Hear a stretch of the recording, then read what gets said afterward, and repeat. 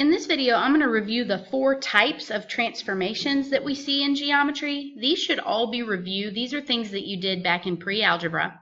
But in geometry, we actually have to we have to actually do all of these transformations on the coordinate plane. So we have to discuss what's going to happen to the coordinates when we do a specific transformation.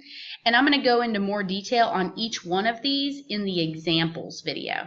So the 4 different types of transformations that we need to do are translations, dilations, reflections, and rotations. So if you remember back from your pre-algebra days, a translation is when you take a figure and you slide it. So it might look kind of like this. We took this figure and we slid it straight down here.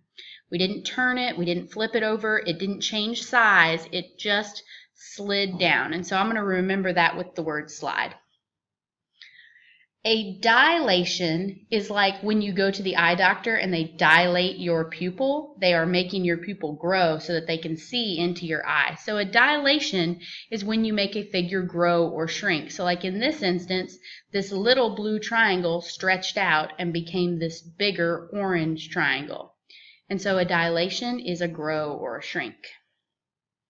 A reflection is when you flip the figure over a line.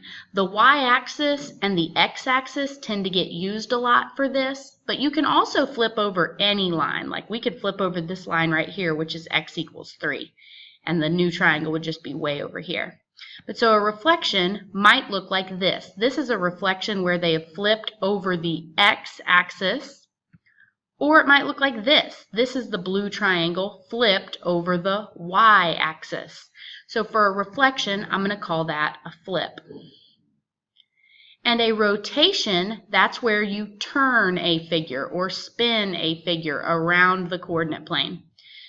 Rotations are talked about in terms of the direction they go, whether they go clockwise or counterclockwise, and how many degrees they travel.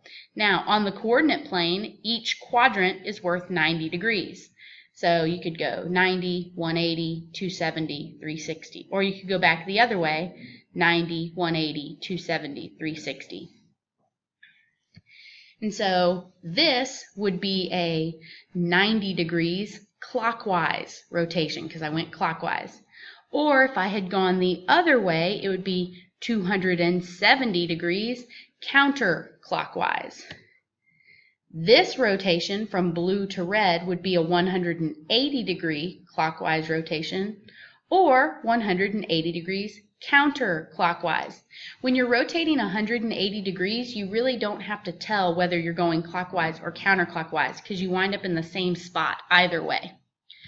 And this one would be if I had rotated 270 degrees clockwise or 90 degrees counterclockwise. And so for rotation, I'm going to call those a spin or a turn.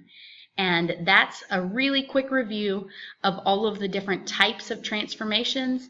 And like I said, if you want to know what happens to the coordinates in each of these, go through and look at the example videos.